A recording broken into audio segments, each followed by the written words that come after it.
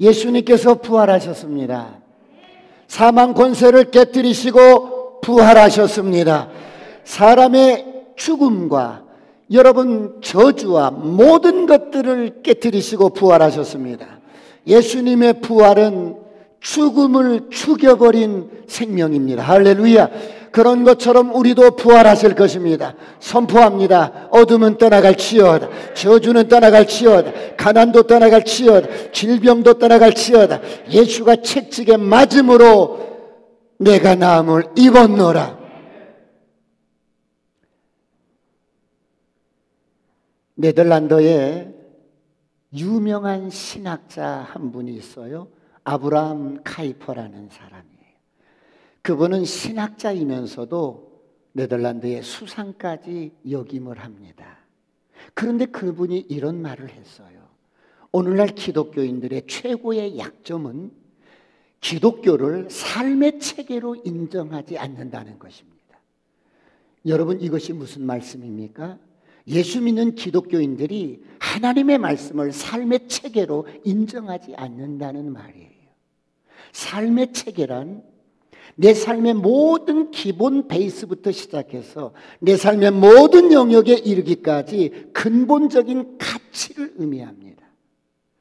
내 삶의 전 영역에 미치는 근본 가치를 삶의 체제라고 합니다.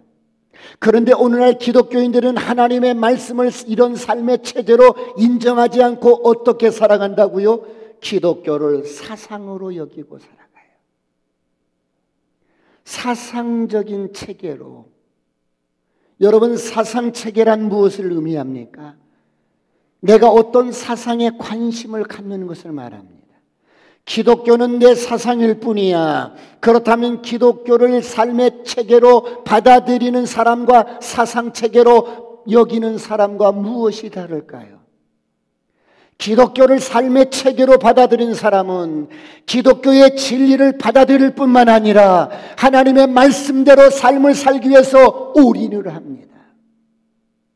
하나님의 말씀이 내 인생의 가치관으로 픽스시켰기 때문에 여러분, 주님을 내 인격 전부로 받아들였습니다. 그러므로 주님은 내 인생의 왕입니다. 할렐루야. 주님의 부활이 나의 부활입니다. 주님의 능력이 나의 능력입니다. 그러므로 기독교를 사상체계로 받아들인 사람은 신앙을 자기의 옵션 정도 여깁니다.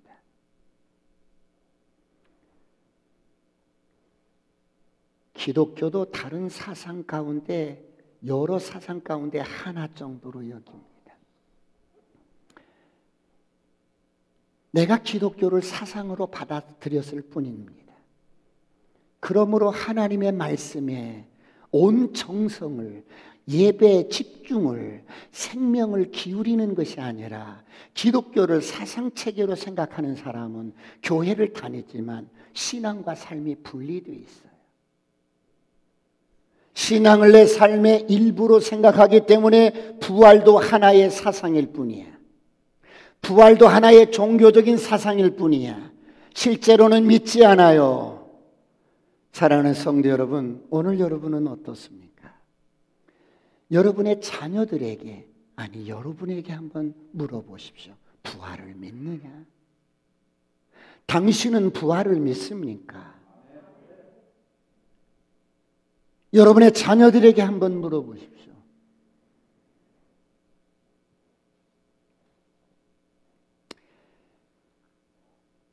기독교를 사상체계로 믿고 사는 사람은 예수를 믿어도 내 삶의 주인은 하나님이 아니라 내가 주인입니다.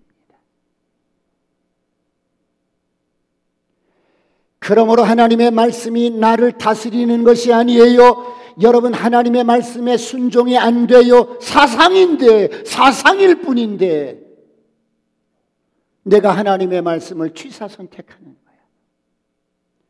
그래서 말씀이 내 마음에 맞으면 좋고 아니면 버리고. 여러분, 이것은 기독교를 사상체계로 여기며 신앙생활을 하는 현대인들의 모습입니다. 사랑하는 성도 여러분, 오늘은 기독교의 가장 큰 명절인 부활절입니다. 왜 부활절이 기독교의 가장 큰 명절일까요? 부활이 없다면 예수님도 다른 인생과 마찬가지로 죽어 없어지는 인생에 불과한 것입니다.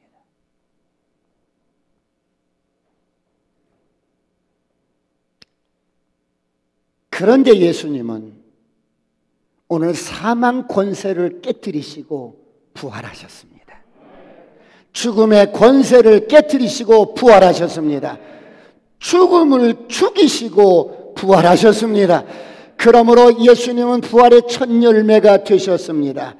우리도 부활하실 것입니다. 선포합니다. 어둠은 떠나갈지어다. 저주는 떠나갈지어다. 가난도 떠나갈지어다. 모든 질병도 떠나갈지어다. 예수가 채찍에 맞음으로 내가 나음을 입었노라. 부활의 능력으로 선포하노니 모든 질병은 떠나갈지어다. 암덩이도 떠나갈지어다.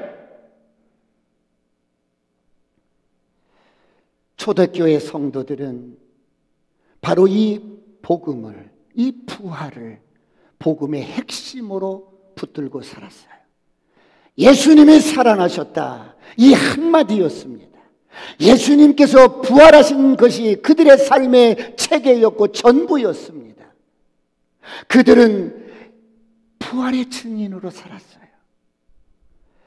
이러한 그들을 일컬어서 사람들은 그리스도인이라고 불렀고, 십자가에서 죽은 예수가 살아났다, 이렇게 복음을 외치는 사람들이 모이는 곳이 교회였습니다. 이들은 날마다 집에서 모이든 교회에서 모이든 세상의 인간이 예수 믿고 죽으면 여러분 부활한다는 이런 엄청난 소식, 이 놀라운 기쁜 소식을 증거하는데 이들은 올인을 했습니다.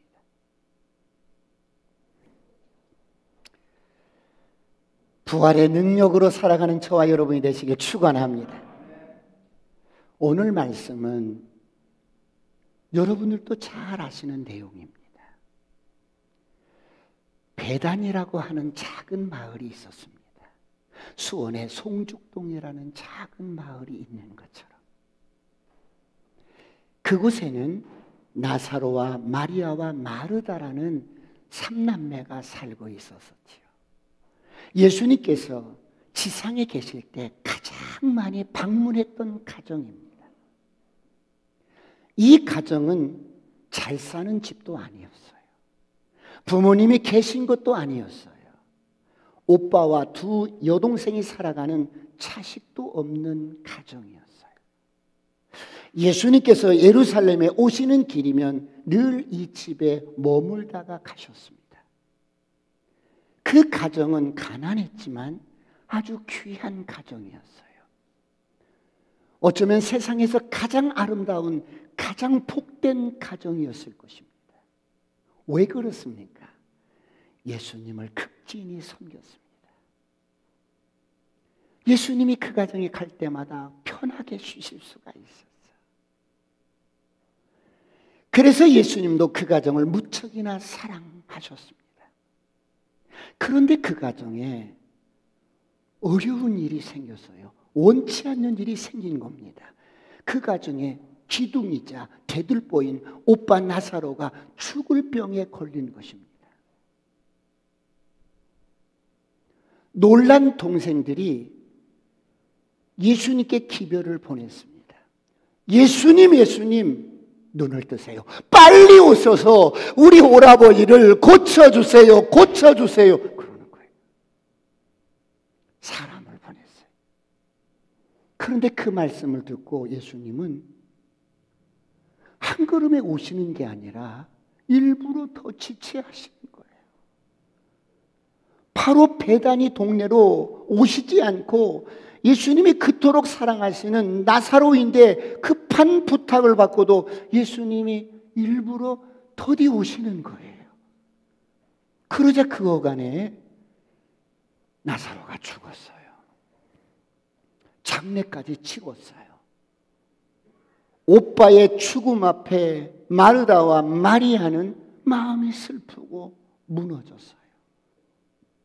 기둥처럼 믿고 살았던 오빠였어요. 죽은 것입니다. 장례를 치른 지가 나흘이 지나서 예수님이 오신 거예요. 사랑하는 성도 여러분, 왜 예수님은 베다니에 늦게 오셨을까요? 그렇게 간곡히 부탁을 하고 기별을 하고 우리 오빠가 죽을 병에 걸렸다고 빨리 오셔서 고쳐달라고 그렇게 부탁을 하셨는데도 왜 예수님은 사랑하는 가정에 문제가 생겼음에도 불구하고 늦게 오셨을까요? 여러분은 왜 그렇다고 생각하세요? 첫 번째, 예수님께서는 사랑하는 그들에게 가장 소중한 것을 주시기 위함이었어요.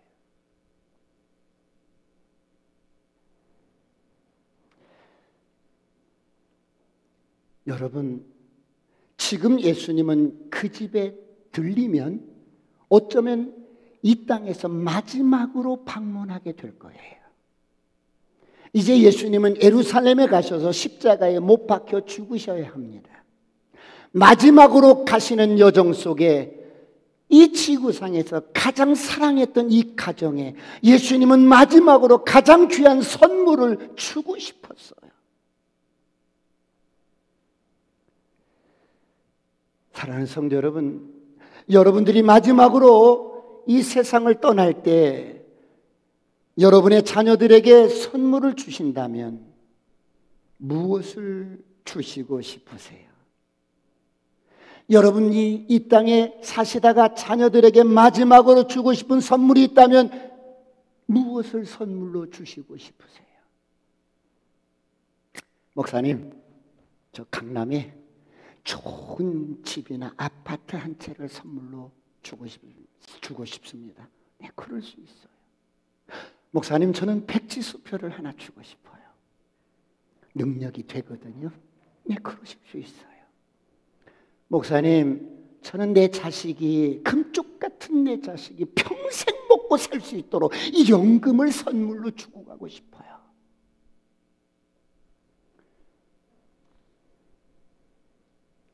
일본에서는 그런다지요.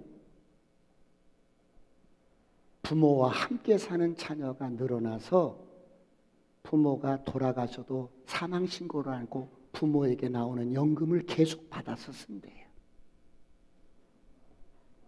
아니면 상처한 나사로에게 새 장가 갈 수 있도록 해줄까? 아니면 마르다와 마리아가 아직 결혼하지 못했는데 좋은 남편감을 선물로 주고 갈까?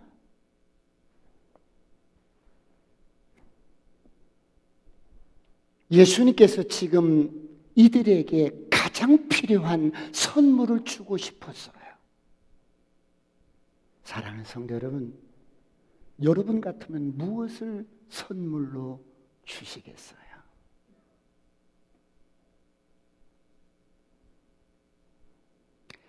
예수님 생각에 가장 귀한 것을 주고 싶었어요. 그렇다면 예수님이 보시기에 세상에서 가장 귀한 것이 무엇일까요? 이것만 있다면 어떤 문제라도 해결할 수 있는 주님이 가장 사랑하는 사람에게 반드시 가지기를 원하는 것이 있었습니다. 그것이 무엇일까요? 돈, 집, 부동산, 새로 나온 신형차, 좋은 직장. 예수님의 가장 사랑하는 사람에게 주시길 원하는 최고의 선물은 바로 믿음이었습니다.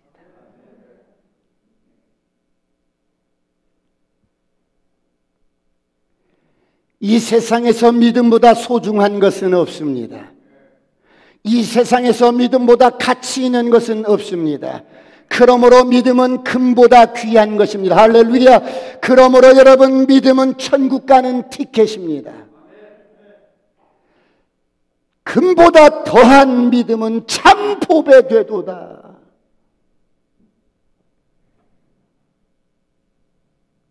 그러므로 모든 사건을 통해서 믿음을 키우시길 축원합니다.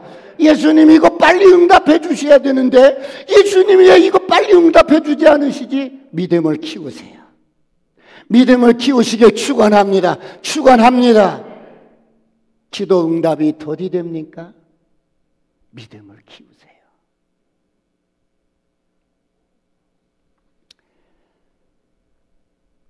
예수님께서 마지막 가시는 여정 속에서 사랑하는 그 가정에게 최고의 선물을 주시고 싶은 것은 믿음이었습니다.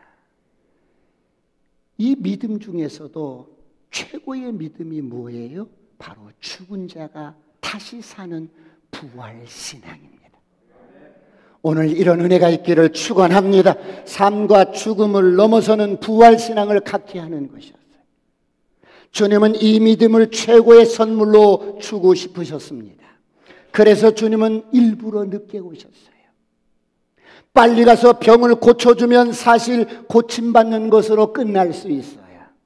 그것도 대단한 것입니다. 그런데 더 큰 믿음은 죽었다가 다시 살아나는 것을 통하여 부활신앙, 부활에 대한 믿음을 갖게 되면 이 땅에서 가장 큰 믿음을 가지고 넉넉하게 승리할 수 있습니다. 할렐루야. 주님은 그 가정에 부활신앙을 주시고 싶었어요. 그러나 마리아와 마르다는 이런 예수님의 마음을 알 길이 없었어요. 그래서 찾아오신 예수님을 맞이하면서 이렇게 말합니다. 오늘 본문 21절을 보시겠습니다.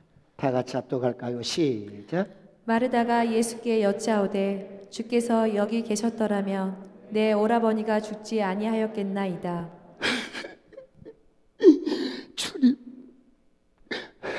주님이 여기 계셨더라면 우리 오라버니가 죽지 않았을 거예요.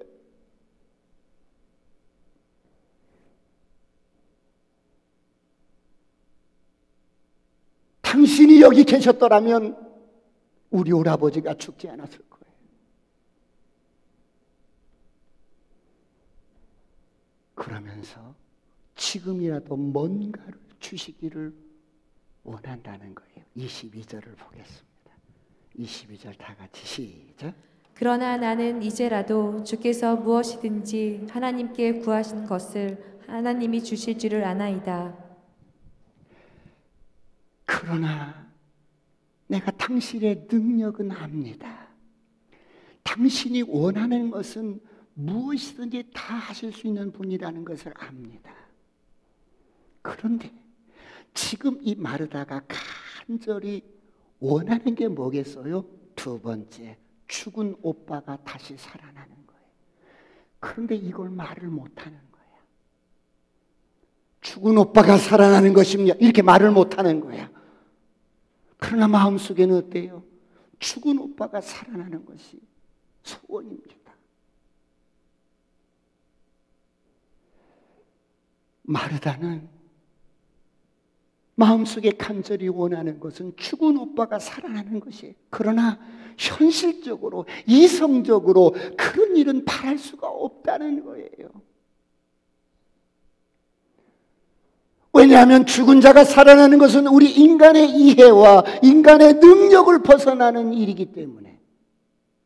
그래서 오빠가 살아있을 때 예수님이 이곳에 있으셨다면 예수님은 병을 고치는 능력과 기도의 능력을 내가 알고 믿고 있었습니다. 그러나 이제는 오빠가 죽었습니다. 그러므로 예수님이 아무리 예수님이라고 해도 죽음을 이길 수는 없겠지요. 죽음은 모든 것의 끝이기 때문입니다. 그렇게 생각해서 예수님께서 물어도 말을 못하는 것입니다. 이런 마르다를 보시면서 예수님이 뭐라고 하십니까? 23절을 보시겠습니다. 다 같이 시작. 예수께서 이르시되 내 오라비가 다시 살아나리라. 난 하리라. 내 오라비가 다시 살아나리라. 내 오라비가 다시 살아나리라. 오늘 이런 은혜가 있기를 축원합니다. 여러분의 삶의 영역이 어떤 영역이든지 다시 살아날 줄 믿습니다. 살아날지어다. 살아날지어다. 살아날지어다. 그런데 마르다는 이 예수님의 이 말씀을 유대인들이 문상 와서 습관적으로 인사하는 인사 정도로 받았던 거예요.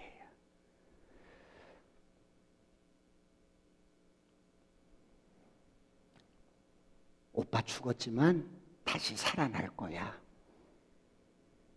세상 끝날에는 다시 살아날 거야. 이런 인사 정도로 지금 마르다는 받은 거예요. 그래서 이 말을 듣고 마르다가 서운해서 하는 말이 24절입니다. 24절 다 같이 시작. 마르다가 이르되 마지막 날 부활 때에는 다시 살아날 줄을 내가 아나이다. 예수님, 나도 부활이라는 말 들어서 알고 있어요. 그런데 그게 지금 무슨 상관이 있어요? 우리 오빠는 죽었다고요. 죽었다고요. 나흘이나 돼서 장사 지낸 지 나흘이나 돼서 썩고 있어요. 부활이라는 말 나도 들어서 알고 있어요. 여러분, 이 부활이라는 막연한 개념을 알 뿐이야. 오빠의 죽음 앞에서 전혀 내가 알고 있는 부활은 개념일 뿐이고 관념일 뿐이지 도움이 안 되는 거예요. 여러분, 이것이 꼭 마르다의 이야기일까요? 오늘 여러분은 어떠세요? 우리도 수없이 부활에 대한 이야기를 들어요. 그러나 사랑하는 사람의 죽음 앞에서, 나의 죽음 앞에서 그 부활이라는 말은 별로 위로가 되지 않아요. 무기력한 부활의 개념, 이것이 오늘 많은 성도님들이 가지고 있는 신앙의 약점이에요. 부활은 말하지만 이 부활 때문에 힘을 얻지 못하는 관념적인 부활 말이에요. 예수님께서는 이런 약점을 간파하시고 오늘 이렇게 말씀합니다. 25절, 26절 다 같이 합독할까요? 시작. 예수께서 이르시되 나는 부활이요 생명이니 나를 믿는 자는 죽어도 살겠고 무릇 살아서 나를 믿는 자는 영원히 죽지 아니하리니 이것을 내가 믿느냐? 이것을 내가 믿느냐? 내가 부활이다. 내가 생명이다. 나를 믿는 자는 죽어도 살겠고 살아서 믿는 자는 영원히 죽지 아니하리라. 이것을 믿느냐? 내가 너에게 지금 말하는 것은 막연한 부활이 아니라 관념적인 부활을 말하는 게 아니야. 진정한 부활의 의미가 뭔지 말해주고 싶고 가르쳐주고 싶어. I am the resurrection. 내가 부활이다.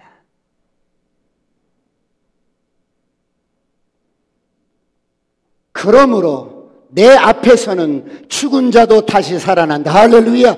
육체가 죽고 나면 도저히 살아난다는 것이 불가능한 일이라고 생각하지만 내가 부활이라, 내가 생명이라.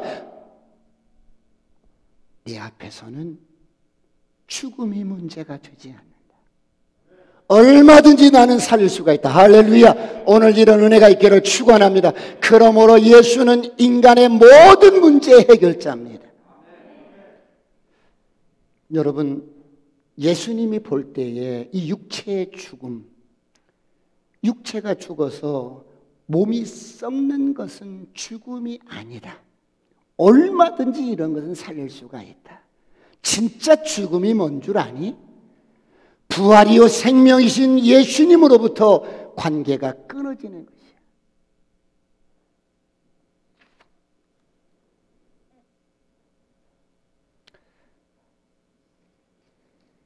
은행나무를 제가 가지로 이렇게 꺾어왔어요. 보기에는 이게 살아 보여요. 살아있는 것 같잖아요. 그렇죠? 그러나 이건 죽은 겁니다. 왜요? 끊어졌어요. 줄기로부터 뿌리로부터 끊어졌어요. 이것도 살아있는 것 같아. 저기서 제가 꺾어왔어요. 보기에는 살아있어 보여도 이거 죽은 거예요. 왜요? 끊어졌거든요.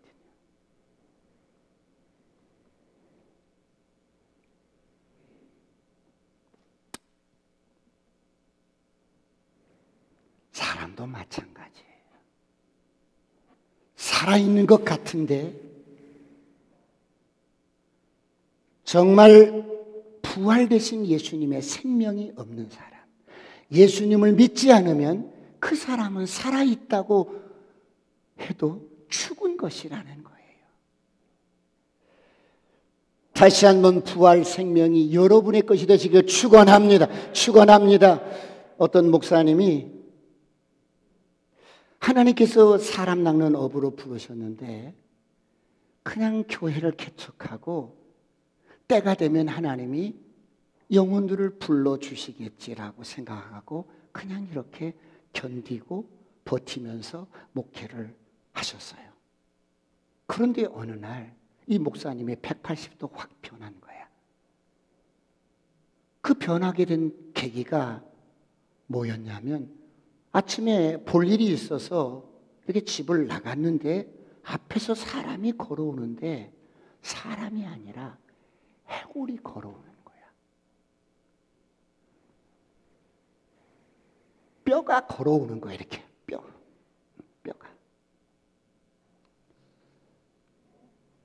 해골들이 걸어 다니는 거야. 마른 뼈들이 왔다 갔다 하는 거야. 하나님이 눈을 열어서 잠깐 보여주시는데 너무 놀래서 택시를 잡아탔어요. 그 택시 운전수가 뒤를 돌아보면서 어디로 모실까요? 하고 운전수가 뒤를 돌아보면서 물어보는데 그 운전수의 모습도 해골인 거야.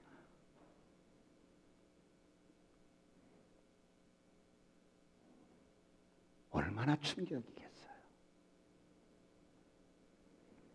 그런데 저쪽에서 예수 믿는 사람이 한 사람 걸어오는데 그 사람은 어때요? 진짜 사람이 걸어오는 거예요. 하나님이 순간적으로 영적인 눈을 열어서 보게 하실 때 충격을 받은 거예요. 겉모습이 살아있다고 하는 것이 다 살아있는 것이 아니구나. 예수님을 영접한 사람과 그렇지 않은 사람은 이렇게 다르구나. 그날로 충격받고 목사님이 얼마나 울면서 뜨겁게 기도하고 전도를 얼마나 열심히 하는지. 오늘 이런 은혜가 있기를 축원합니다. 여러분, 우리가 볼 때는 다 살아있는 것 같아요. 그러나 영안이 열려서 눈을 열어보면 길거리에 명품 걸치고 다니는 해골, 멋쟁이들이 수없이 많은데 대부분 어때요? 뼈가 걸어 다니는 거예요. 부활의 생명, 부활되신 주님과 여러분이 생명이 연결되지 않으면 뿌리가 잘려진 이 나무처럼 죽은 거예요.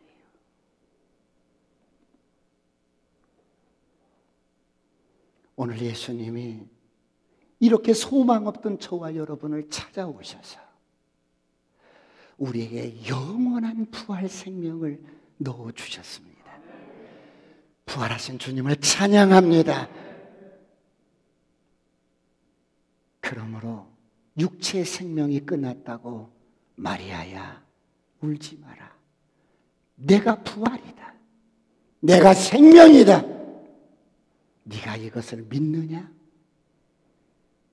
주님은 지금 무엇을 요구하십니까? 믿음을 요구하시는 거예요. 세상 끝날에 우리 죽은 오빠가 부활할 것은 내가 들어서 알고 믿어요. 그거 말고 지금 말이야. 지금 믿느냐? 할렐루야. 이 이야기를 듣다가 마르다에게 믿음이 생겨서 믿습니다라고 고백해요. 27절을 보겠습니다. 27절 다 같이 시작. 이르되 주여 그러하이다. 주는 그리스도요 세상에 오시는 하나님의 아들이신 줄 내가 믿나이다.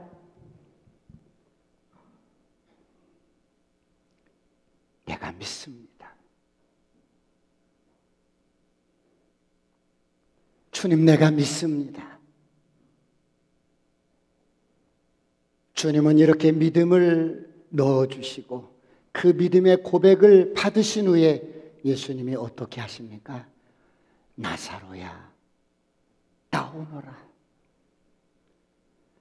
나사로야, 나오너라. 할렐루야. 그러자 시체가 걸어 나옵니다. 여러분, 이 사건을 통해서 정말 주님이 우리에게 가르치시는 게 뭐예요?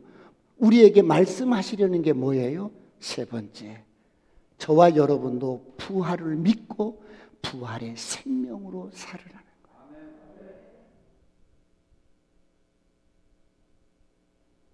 여러분, 기독교는 사상이 아니에요.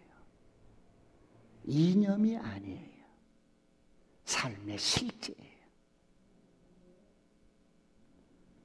부활이 막연한 관념이 아니고 지식 체계 속에 있는 여러분 그런 사상이 아니고 바로 눈앞에 있는 현실이요. 죽음을 이긴 생명입니다. 할렐루야. 목사님, 그런데요, 성경을 보면 나사로처럼 이렇게 다시 부활한 사람이 있는데, 여러분, 나사로는 부활한 게 아니에요. 많은 사람들이 나사로가 부활했다고 말을 하는데 나사로는 부활한 것이 아니고 소생한 거예요. 성경에 죽었다가 살아난 사람들이 있어요. 이들은 부활이 아니고 다 소생한 거예요. 그럼 부활과 소생이 뭐가 다른데요? 소생은 죽었을 때 모습으로 복원하는 거예요. 그러니까 내가 70에 죽었어? 그런데 다시 살아났어. 그러면 어때요? 부활이 아니라 70대 죽었던 모습으로 다시 소생한 거예요. 살아난 후에 일정한 기간을 살다가 죽는 것이 소생이에요. 그러나 부활은 소생과 달라요. 부활은 영원히 죽지 않아요. 할렐루야. 영광스러운 모습으로 변화가 되었어요. 썩을 육체가 썩지 아니할 육체로, 영광스러운 육체로 변화된 거예요. 할렐루야. 그러므로 왔다 간 인류의 모든 사람들 가운데 부활의 첫 열매는 예수님이셔요. 그래서 고린도전서 15장 19절로 23절에 이렇게 말씀합니다. 다 같이 합독할까요? 시작. 만일 그리스도 안에서 우리가 바라는 것이 다만 이 세상의 삶뿐이면 모든 사람 가운데 우리가 더욱 불쌍한 자이리라. 그러나 이제 그리스도께서 죽은 자 가운데서 다시 살아나사 잠자는 자들의 첫 열매가 되셨도다. 사망이 한 사람으로 말미암았으니 죽은 자의 부활도 한 사람으로 말미암는도다. 아담 안에서 모든 사람이 죽은 것 같이 그리스도 안에서 모든 사람이 삶을 얻으리라. 그러나 각각 자기 차례대로 되리니 먼저는 첫 열매인 그리스도요, 다음에는 그가 강림하실 때에 그리스도에게 속한 자요. 예수님은 부활의 첫 열매가 되셨습니다. 그래서 첫 열매를 보면 알아요. 그분께 속한 모든 사람은, 저와 여러분은 부활의 첫 열매 되신 예수님처럼 부활할 줄 믿습니다. 그런데 여러분, 자꾸 사람은 생각이 복잡해서 하나님이 말씀하신 것을 믿지 아니하고 어쩌다가 또 그런 사건이 일어났겠지. 아니, 고린도전서 15장 3절로 4절은 이렇게 말씀해요. 부활은 우연한 사건이 아니고, 다 같이 시작. 내가 받은 것을 먼저 너희에게 전하였노니 이는 성경대로 그리스도께서 우리 죄를 위하여 죽으시고 장사 지낸 바 되셨다가 성경대로 사흘 만에 다시 살아나사. 예수님의 부활은 수천 년 전부터 성경을 통해서 예언된 사건이라는 거예요. 역사적인 사건이라는 거예요. 검증된 사건이라는 거예요. 그러므로 여러분, 이제 남은 것은 예수님의 분명한 이 부활 사건을 신앙적으로 내가 믿느냐 믿지 않느냐, 이것만 남아있어. 사랑하는 성도 여러분, 오늘 여러분은 어떻게 하시겠어요? 제가 목회를 하면서 마음에 가장 부담이 되는 게 있어요. 이렇게 교회는 출입하는데 믿음이 없어요.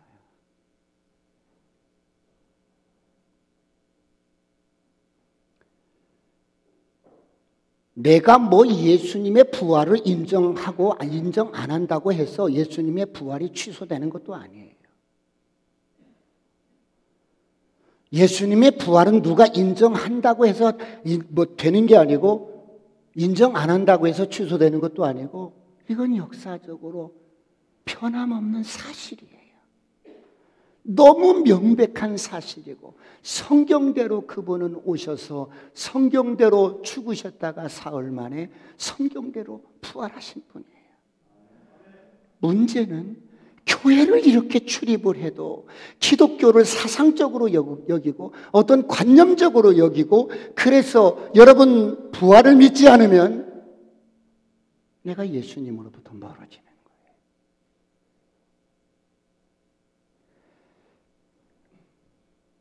그래서 살아있다고 할지라도 살아있는 게 아니에요. 오늘 부활 생명이 여러분의 것이 되시길 축원합니다. 축원합니다. 내가 부활을 믿으면 예수 그리스도를 구주로 믿고 부활 생명으로 거듭나면 내가 비록 죽어 썩어져 백골이 되고 진토가 되어도 예수님은 나를 살리실 줄 믿습니다.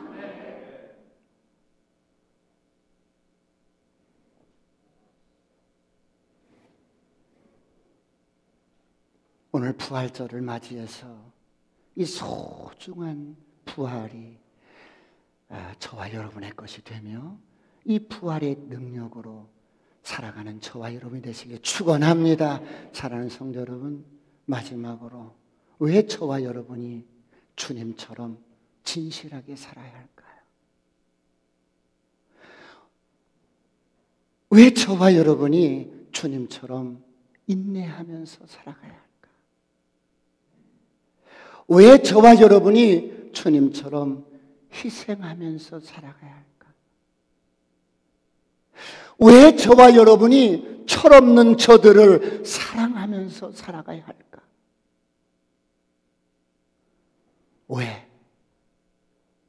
왜 저와 여러분이 주님처럼 저들을 용서하면서 살아가야 할까요?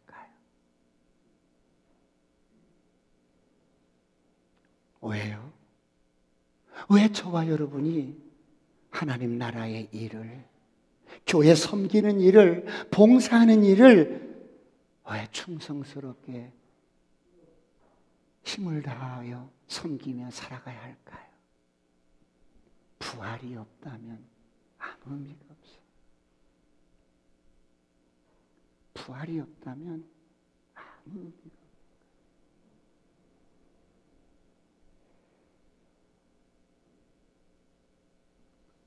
그러나 오늘은 우리가 그렇게 살아야 하는 이유는 우리에게 영원한 부활 생명이 있기 때문이에요.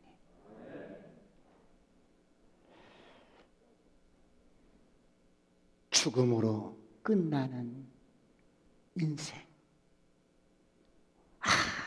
아무리 이 땅에서 어떤 영웅 호걸이라도 죽음으로 끝나는 우울하고 슬프고 멸망으로 끝나는 인생의 운명을 오늘 부활하신 주님께서 그런 인생의 운명을 완전히 축제 인생으로 바꾸어 주셨습니다.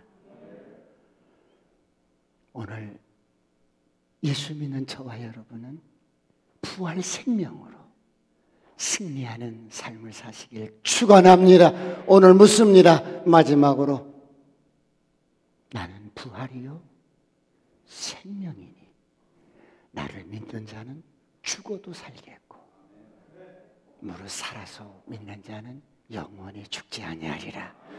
내가 이것을 믿느냐? 여러분 믿습니까? 기도하시겠습니다.